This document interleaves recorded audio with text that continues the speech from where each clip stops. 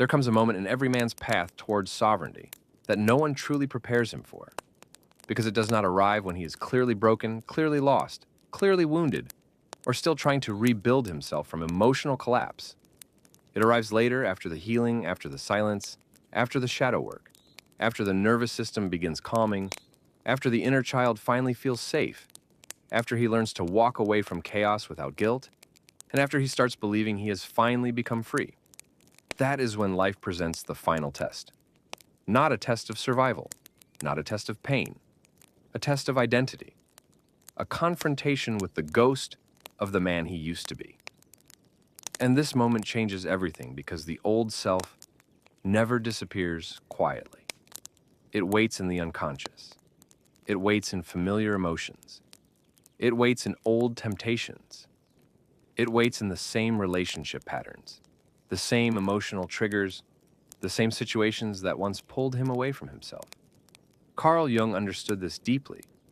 The unconscious always tries to pull a man back toward what feels familiar, even when what is familiar once destroyed him. The psyche fears transformation because transformation threatens the identity it built for survival. This is why the final test feels so strange, psychologically. The man has already changed. He thinks differently, feels differently, chooses differently, lives differently. But suddenly, old patterns begin appearing again. Someone from the past returns. A familiar emotional dynamic resurfaces. Abandonment wounds activate unexpectedly. The old desire to chase, explain, fix, prove, cling, or collapse rises again inside him. And at first he feels confused. He thinks, why is this happening again? I thought I healed this. But healing is not proven when life is calm. Healing is proven when the old pattern returns and the man chooses differently. That is the final test of the king. Most men misunderstand transformation. They think healing means never being triggered again, never feeling fear again, never facing temptation again, never hearing the voice of the old self again. But true transformation is not the absence of challenge. It is the ability to remain aligned when challenge returns. The wounded man reacts automatically. His nervous system controls him unconsciously.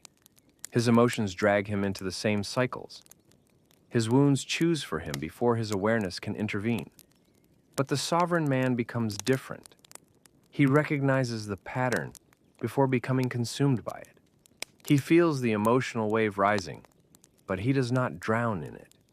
He sees the old doorway opening, but he does not walk through it. This is why life tests the healed man more deeply than the wounded one. The wounded man is already trapped in repetition. The healed man threatens the pattern itself. He becomes dangerous to the fears that once controlled him, dangerous to the wounds that once defined him, dangerous to the identity that once kept him small. And this is why the final test often feels like déjà vu. The same emotional setup, the same energetic pull, the same temptation to betray himself for temporary comfort. Except now there is one crucial difference: awareness. The old self whispers, "Come back. You know this place. You know how to survive here. Chase again, explain again, collapse again. Choose the familiar pain instead of unfamiliar freedom." And the difficult truth is that the old identity can still feel comfortable because it once protected him. The anxious attachment, the emotional dependency, the over-explaining, the rescuing, the hypervigilance, the need for reassurance, all of it once helped him survive when he did not yet know how to lead himself. The wounded self was not evil. It was a survival strategy. But what once protected him now imprisons him. This is why growth feels painful. A man is not only releasing behaviors, he is releasing identities, versions of himself that once believed love required self-abandonment, safety required control, and belonging required performance. During the final test, those old identities attempt one last resurrection. But the king does not pass the test through aggression. He does not panic. He does not shame himself for feeling the pull. He does not violently suppress emotion. He passes through conscious choice. Where the old man would chase, the king creates space. Where the old man would collapse, the king stabilizes. Where the old man would over-explain, the king lets silence speak. Where the old man would abandon dignity for connection, the king remains rooted in self-respect. This is the deepest sign that transformation has become real. Not perfection, stability. A nervous system no longer ruled by fear. A mind no longer addicted to emotional chaos. A man no longer willing to abandon himself just to avoid losing someone else. The old identity fears abandonment above all else. The king fears self-abandonment more. That distinction changes everything. And this is why the final test is sacred. It is not punishment. It is confirmation. Confirmation that the man is ready to embody his transformation permanently. Jung described individuation as the integration of the self, and this means the new identity must become anchored deeply enough that external circumstances can no longer pull the man back into fragmentation. This stage is not loud, it is subtle. The battle is no longer against the world. It is against unconscious regression, against returning to survival just because survival feels familiar, against confusing emotional intensity with destiny, against mistaking a trigger for truth. And this process is like tempering steel. Fire alone does not create strength. Repeated pressure does. Heat, followed by cooling, does. Testing creates durability. In the same way, the king becomes unshakable only after life tests whether his transformation is truly embodied. Slowly, he begins realizing something extraordinary. The old triggers still appear, but they no longer own him. The situations that once destroyed his peace now reveal how much he has changed. He notices manipulation, but no longer feels hypnotized by it. He feels anxiety rise, but no longer obeys it blindly. He recognizes the temptation to chase, but no longer sacrifices himself to satisfy it. And suddenly, the realization hits him with quiet force. He is no longer the man who started this journey. This is the irreversible threshold.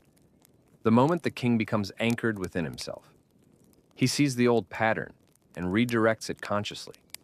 He sees the old wound and responds with awareness instead of panic. He sees the old self standing at the doorway of his mind, asking to return, and instead of stepping backward into survival, he steps forward into sovereignty. This is why every initiation includes a final confrontation before the crown. The warrior must prove discipline when conflict returns.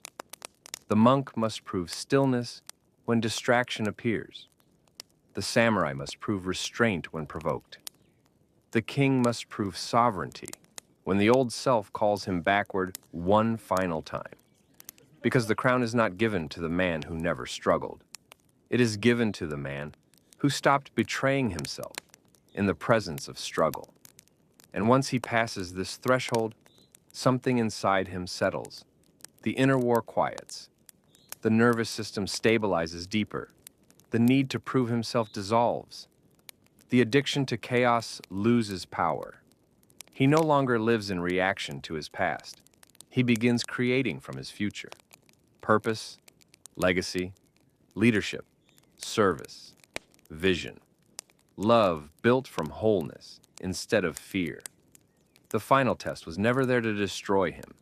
It was there to reveal whether the transformation had truly rooted itself into his identity. And now he understands something most men avoid their entire lives. Freedom is not the absence of temptation. Freedom is the ability to remain aligned in the presence of temptation. That is sovereignty. That is individuation. That is the final seal of the king. So if old triggers, old emotions, old temptations, or familiar patterns are appearing after all the healing work you have done, understand this clearly. You are not failing. You are being tested. Life is asking one final question. Will you return to who you used to be, or will you remain loyal to the man you fought so hard to become? Trust your awareness. Trust the strength you built in silence.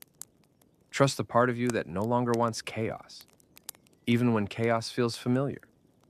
One day you will look back and realize the final test was not the return of your old self. It was the moment you finally outgrew him completely. And if this message resonated with you, subscribe. This channel is for men rebuilding themselves mentally, emotionally, physically, and spiritually through grounded masculinity, Jungian psychology, nervous system healing, shadow integration, emotional discipline, individuation, self-mastery, and sovereign living. And comment below, what old pattern have you recently realized no longer controls you the way it once did? Read the comments carefully, brother. You'll realize many men are standing at the same threshold beside you. Chop wood, carry water, and let's keep the fire burning.